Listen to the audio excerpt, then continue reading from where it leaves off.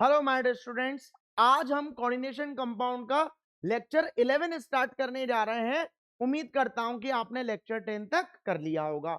Lecture 10 में मैंने आपको स्ट्रक्चरल आइसोमेरिज्म बताया था और स्ट्रक्चरल आइसोमेरिज्म में मैंने आपको 4 पार्ट्स पढ़ाए थे। कौन कौन से पढ़ाए थे?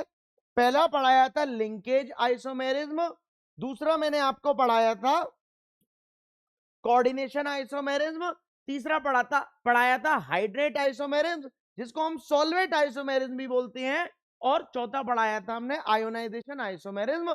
मोस्ट इंपॉर्टेंट थे।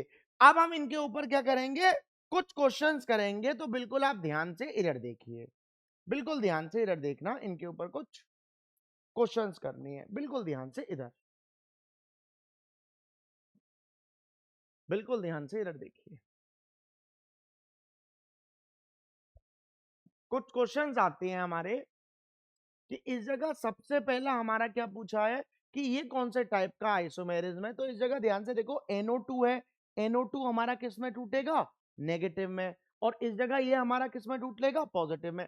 तो इंटरचेंज में कर सकता हूं कि इस NO2 को अंदर भेज दूं और Br को बाहर भेज दूं।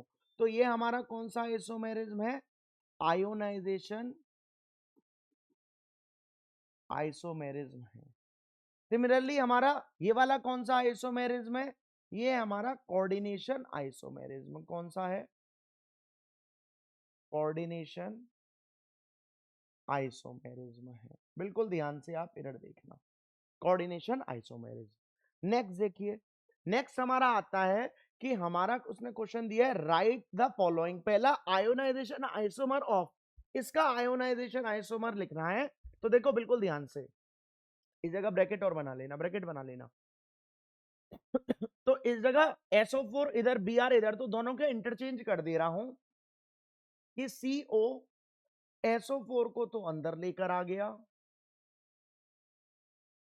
और Br को बाहर भेज दिया।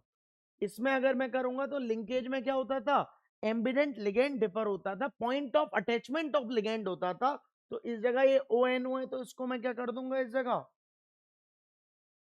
NO2 कर दूंगा। इस जगह मैं किस तरीके से करूंगा कि Cl को तो इधर और NH3 को इधर, कि Cu इस जगह क्या हो जाएगा? Cl4 और फिर PT NH3 का होल 4। कोऑर्डिनेशन आइसोमेरिज्म ये होता था। नोट कर लो जल्दी से, वेरी इंपॉर्टेंट है, याद रखना, मोस्ट इंपॉर्टेंट। उम्मीद करता हूं कि नोट कर लिया होगा आपने।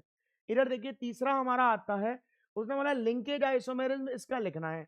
तो इस जगह NO2 हमारा एम्बिडेंट लिगेंड है, अभी N के साथ सीमा अटैच्ड है, इसको बस ONO लिख दूंगा। आपने अगर 10th लेक्चर किया होगा तो आपको ये समझ में आएगा, वरना नहीं आएगा। नेक्स्ट देखिए, इसमें क्या करूंगा? इंटरचेंज करूंगा कि इस NO2 को इधर और NH3 को इधर लेकर आऊंगा।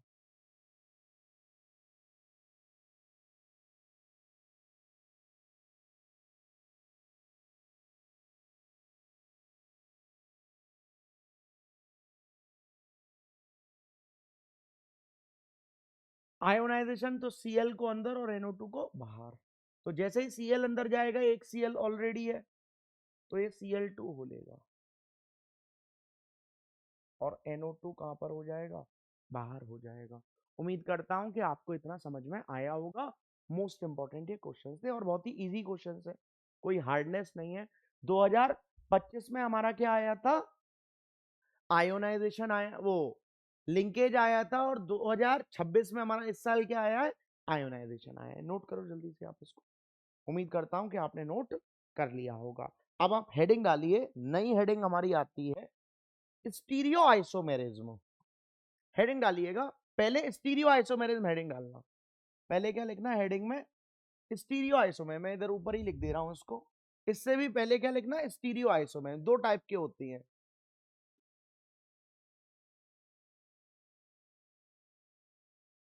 स्टीरियो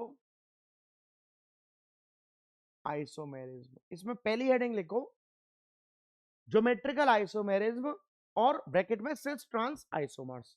मोस्ट इंपॉर्टेंट है, वेरी इंपॉर्टेंट है, एग्जाम में बहुत ज्यादा पूछा जाता है ज्योमेट्रिकल आइसोमेरिज्म, और बहुत ही ज्यादा चांसेस है कि 2027 में ये पूछा जाए, बहुत ही ज्यादा चांसेस है, याद रखना। लिखो ज्योमेट्रिकल आइसोमेरिज्म क्या होता है, लिखो लिखो this isomerism arises due to occupying different position. This isomerism arises due to occupying different position of ligands around Seema. This isomerism arises due to occupying different position of ligands around Seema, around Seema, around Seema. Next line से लिखना, it is of two types. ये जो हमारे geometrical isomerism होते हैं कितने types के होते हैं, दो टाइप्स के होती हैं. तो टेबल बनाओ, एक जगह लिखना आप सिस आइसोमर और एक जगह लिखना ट्रांस आइसोमर. एक जगह सिस आइसोमर और एक जगह ट्रांस आइसोमर. मोस्ट इंपॉर्टेंट है, इस साल रीनीट 2026 में आया था इस पर क्वेश्चन. कब आया था? रीनीट 2026 इस साल आया था, जो 21 जून को पेपर हुआ था. बताऊंगा किस तरीके का क्वेश्चन आया था. ठीक है, तो पहले सिस आइसोमर में लिखो, लिखो when two similar ligands, 3 line की बस टेबल है, ज्यादा बड़ी नहीं है. When two similar ligands occupy adjacent position, when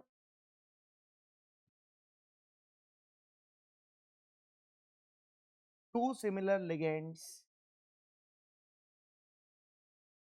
occupy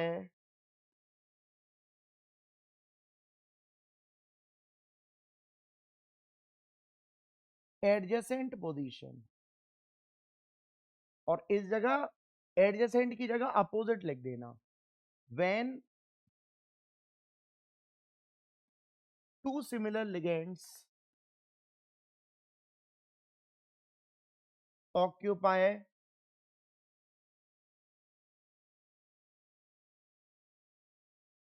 opposite position, occupy opposite position. adjacent का मतलब क्या होता है? opposite है, सॉरी, opposite position.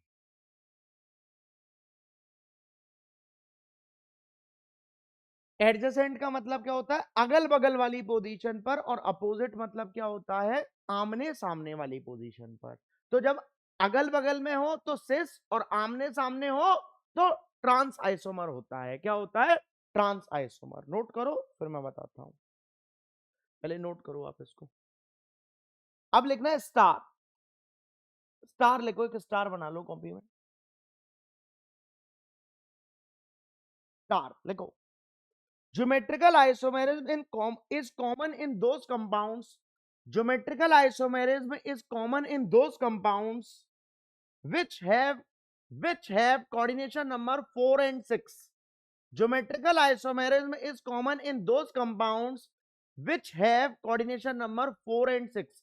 मतलब ज्योमेट्रिकल आइसोमेरिज्म हमारी कॉमन कौन से में होती है? जिसका कोऑर्डिनेशन नंबर 4 होता है और 6 होता है. लिखो स्टार, एक और स्टार लिखो, और इस पर लिख लेना 2027. वेरी इंपॉर्टेंट है, पक्का आएगा. अब हमारे जो कोऑर्डिनेशन नंबर 4 है, इसमें दो शेप बनती हैं. एक बनती है टेट्राहेड्रल और एक बनती है स्क्वायर प्लेनर. और tetrahedral complexes geometrical isomerism show नहीं करते. तो लिखो star. Tetrahedral complexes do not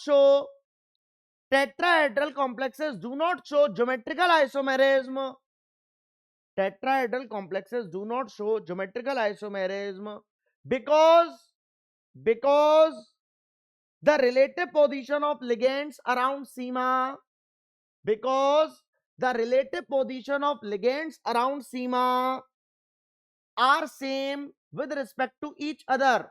Because the relative position of ligands around Seema are same with respect to each other. बिल्कुल आप ध्यान से देखो, टेट्राहेड्रल कॉम्प्लेक्स का अगर मैं आपको एग्जांपल दूं तो इसका एग्जांपल आता है NiCO का होल 4. इसका कोऑर्डिनेशन नंबर कितना है? 4. तो ये कैसा है? टेट्राहेड्रल कॉम्प्लेक्स है. 4 में हमारा स्क्वायर प्लेनर भी बनता है. वो हम बीवीटी में सीखेंगे कि कब टेट्राहेड्रल होता है और कब स्क्वायर प्लेनर. अभी मैं आपको बोल रहा हूं कि ये कैसा है? टेट्राहेड्रल कॉम्प्लेक्स है. कैसा है?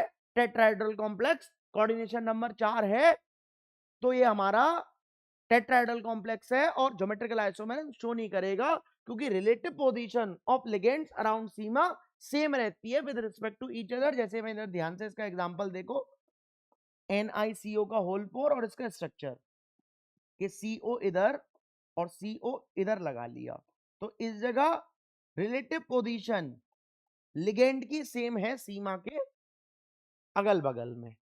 नोट करो आप इसको एग्जांपल को और इसका स्ट्रक्चर बनाना। ये स्ट्रक्चर हमारा कैसा है? टेट्राहेड्रल है। कैसा है? टेट्राहेड्रल। टेट्राहेड्रल ब्रैकेट में लिख देना, do not show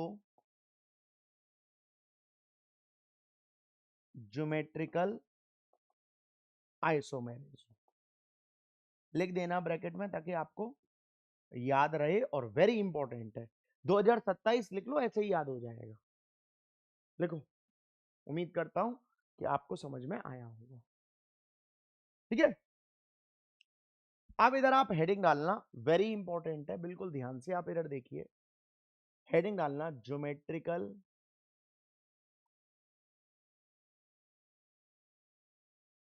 isomerism in square planar complex. Bracket में लिखना कोऑर्डिनेशन नंबर 4 होगा स्क्वायर प्लेनर में। बिल्कुल ध्यान से आप इधर देखना। सबसे पहला हमारा आता है, बिल्कुल ध्यान से आप इधर देखना, सबसे पहला हमारा आता है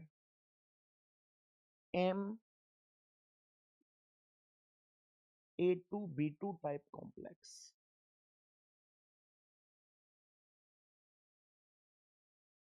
MA2B2 type complex very important है। अगर मैं इस पर एग्जांपल दूं तो इस जगह M हमारा क्या है? सेंट्रल मेटल एटम सीमा। क्या है? सेंट्रल मेटल एटम सीमा।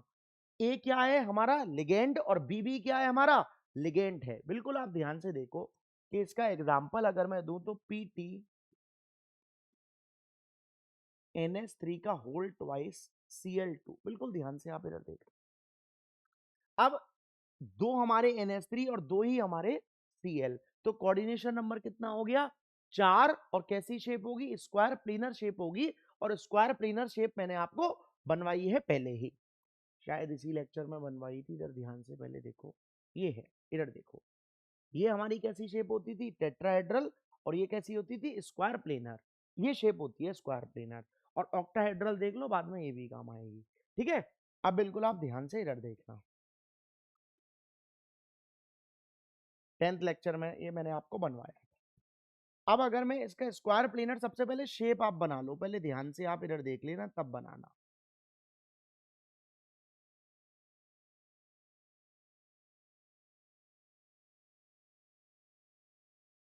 PT और कोऑर्डिनेशन नंबर 4 है, इसलिए 4 कोऑर्डिनेट बॉन्ड बना लिए। अभी पहले मैं सिस बना रहा हूं, तो 2 NH3 हैं और इन NH3 को मैं अगल बगल में रख ले रहा हूं। और Cl हमारे 2 हैं, तो इन Cl को अगल बगल में रख लिया। तो ये हमारा कैसा आइसोमर है? सिस आइसोमर है। क्या है? Cis isomer.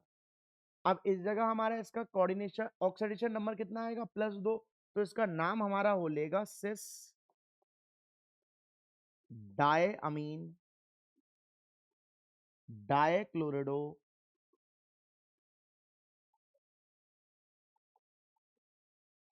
Platinum second. क्या बोलेगा? Platinum second. इसका कॉमन नेम याद रखना, बहुत ही इंपॉर्टेंट है। इसका कॉमन नेम होता है सिस्प्लेटिन। क्या होता है? सिस्प्लेटिन। वेरी इंपॉर्टेंट है। ये क्या है? इसका कॉमन नेम है। कॉमन नेम जो कि कहां पर यूज होता है? हमारा एंटी कैंसर ड्रग में यूज होता है। कहां पर यूज होता है? एंटी कैंसर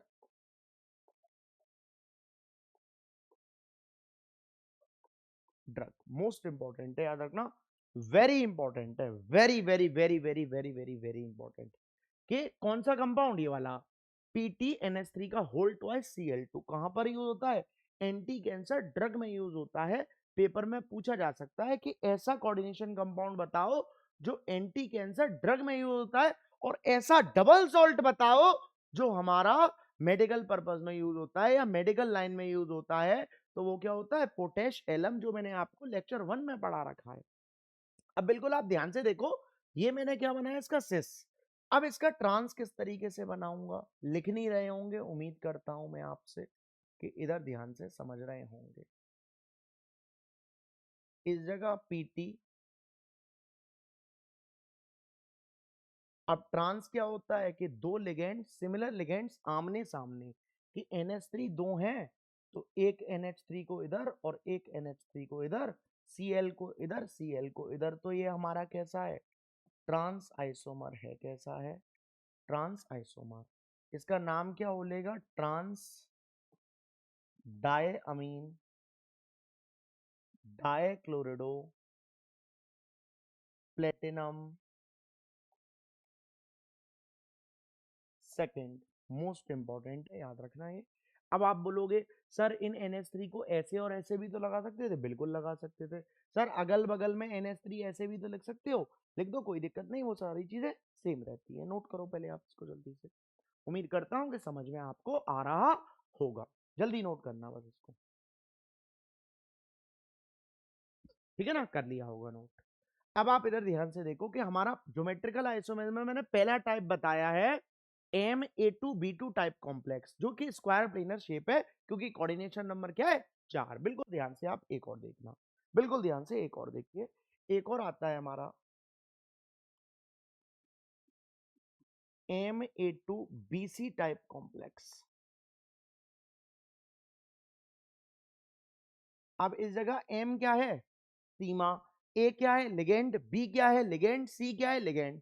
अब A दो है, बी एक है, सी एक है, तो दो, एक तीन और एक चार, तो कोऑर्डिनेशन नंबर 4, मतलब स्क्वायर प्लेनर।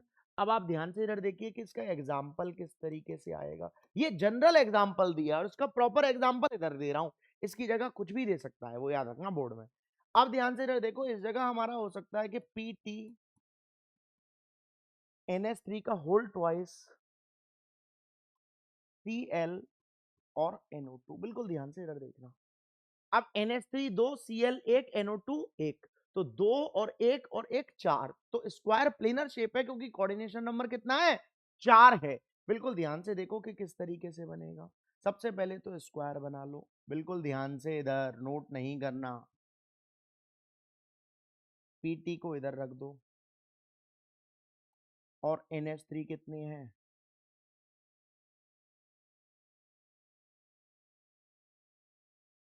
दो NH3 है। सबसे पहले मैं इनको अगल बगल में लगा लिया। अब Cl और NO2 हैं अलग अलग, लेकिन मैं अभी इनको क्या कर रहा हूं? सेम मानना हूं, क्योंकि NH3 मेरे दो सेम है, वो तो लग गए, तो ये दोनों मैंने लेट कर लिए हैं कि ये दोनों सेम है लिगेंड्स। तो Cl और NO2 इधर लग गए, तो ये हमारा कैसा है? सिस आइसोमर है। कैसा है? Cis isomer. अब इसका ट्रांस बनाऊंगा, तो इसका ट्रांस किस तरीके से होगा?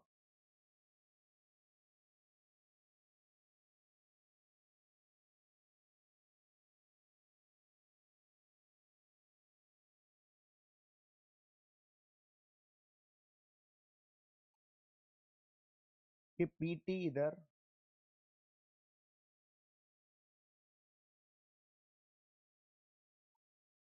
अब ध्यान से देखो, NH3 तो सबसे पहले आमने सामने आप लगाओ, और Cl को इधर और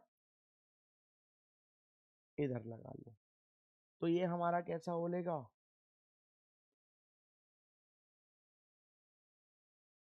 ट्रांस आइसोमर बोलेगा। कैसा बोलेगा? Trans isomer. वेरी इंपॉर्टेंट है, नोट करो। मैंने Cl और NO2 को क्या माना है? सेम माना है, लेट कर रखा है मैंने, याद रखना। सेम सेम है नहीं, तब भी सेम मानने हैं, क्योंकि NH3 मेरे दो सेम हो चुके हैं, ठीक है ना? इधर देखिए, अब आप नेक्स्ट, उम्मीद करता हूं समझ में आ रहा होगा। इधर देखिए, नेक्स्ट हमारा आता है तीसरा। तीसरा है हमारा एम ए बी का होल ट्वाइस टाइप कॉम्प्लेक्स। इस जगह ए बी क्या है, वेयर, इंपॉर्टेंट है याद रखना पहली बात ये, where A B is a bidentate unsymmetrical ligand. कैसा है, बाइडेंटेट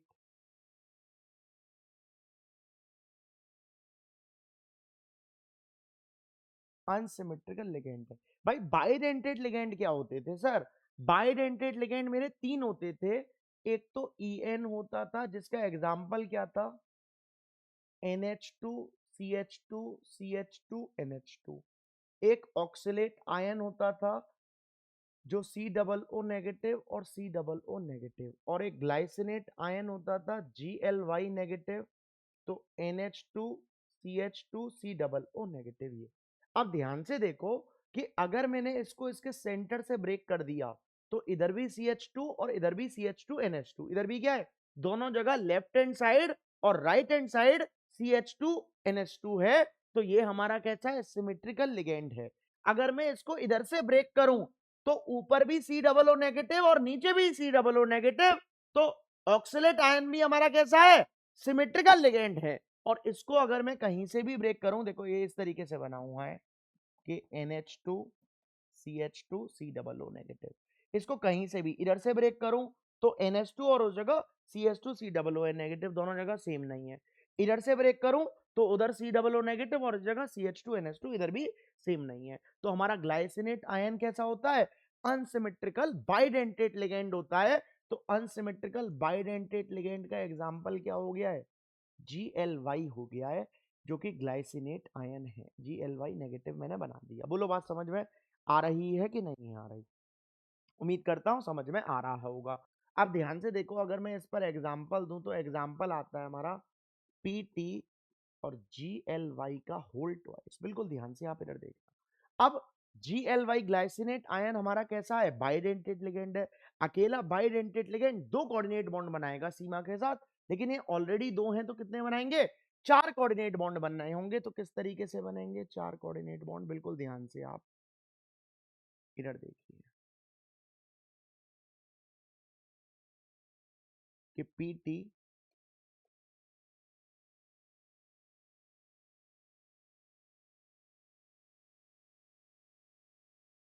अब इसका मैंने स्ट्रक्चर बना रखा है, ये इसका स्ट्रक्चर होता है।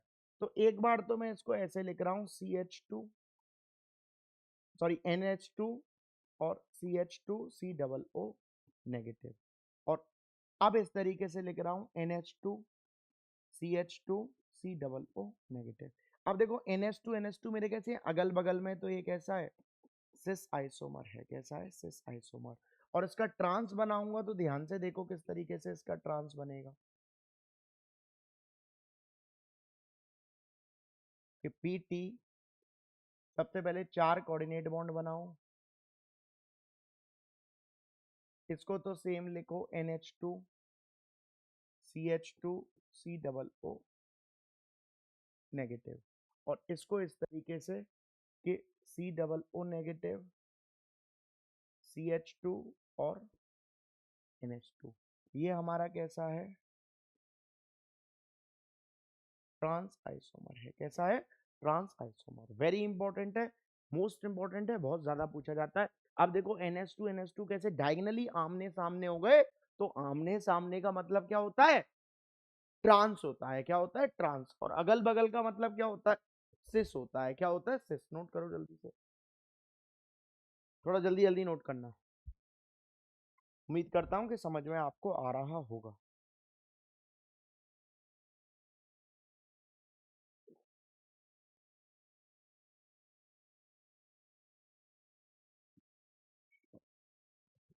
अब देखिए नेक्स्ट, नेक्स्ट हमारा आता है फोर्थ है MABCD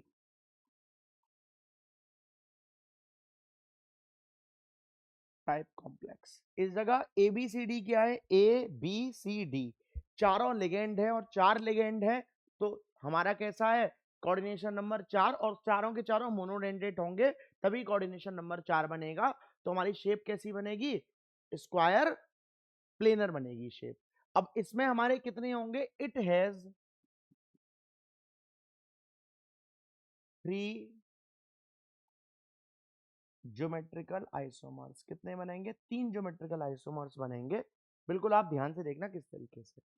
एग्जाम्पल अगर मैं आपको दूं सबसे पहले, तो एग्जाम्पल हमारा आता है PT NH3 Cl Br और Py। बिल्कुल ध्यान से इधर देखना। अब सबसे पहले जब मैं इस जगह बनाऊंगा,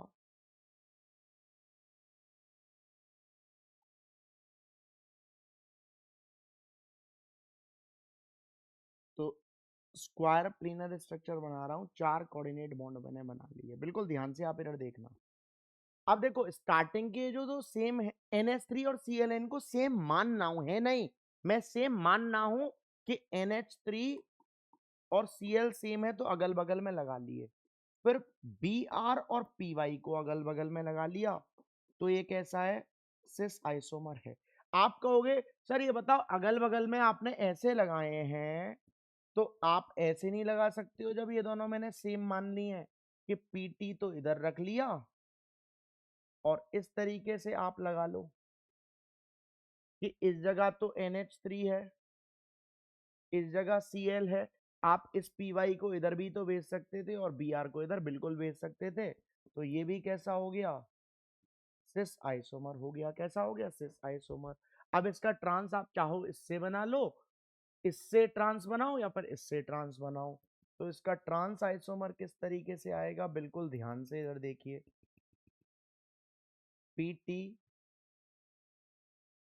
सबसे पहले स्क्वायर प्लेनर शेप, NH3 और Cl सेम माने थे और अगल बगल में लगाए थे, अब इनको आमने सामने लगा दिया, और Py और Br को आमने सामने लगा दिया, तो ये हमारा कैसा हो गया है, ट्रांस आइसोमर हो चुका है। कैसा हो गया है, ट्रांस आइसोमर। वेरी इंपॉर्टेंट है, मोस्ट इंपॉर्टेंट है, नोट करिए जल्दी से आप।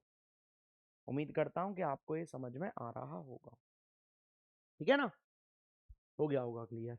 ट्रांस आइसोमर लिखा हुआ है, क्लियर हो गया होगा। इधर देखिए अब आप नेक्स्ट, नेक्स्ट हमारा आता है, हेडिंग डालना ज्योमेट्रिकल आइसोमेरिज्म, लिख लो geometrical isomerism in octahedral complex. Geometrical isomerism in octahedral complex, bracket में लिखना कोऑर्डिनेशन नंबर 6। ऑक्टाहेड्रल में कोऑर्डिनेशन नंबर हमारा कैसा होता है, 6 होता है। अब मैं आपको सबसे पहले इधर बिल्कुल ध्यान से देखो कि मैंने 10th लेक्चर ये पढ़ाया था, बिल्कुल आप ध्यान से इधर देखो, ये था 10th लेक्चर, जिसमें मैंने सबसे पहले आपको ये सारी चीजें बताई थी, क्या स्क्वायर प्लेनर है, क्या टेट्राहेड्रल है, क्या ऑक्टाहेड्रल है, क्या ट्राइगोनल बाइपिरामिडल स्क्वायर पिरामिडल, ये सारी चीजें इसको पहले पढ़ो।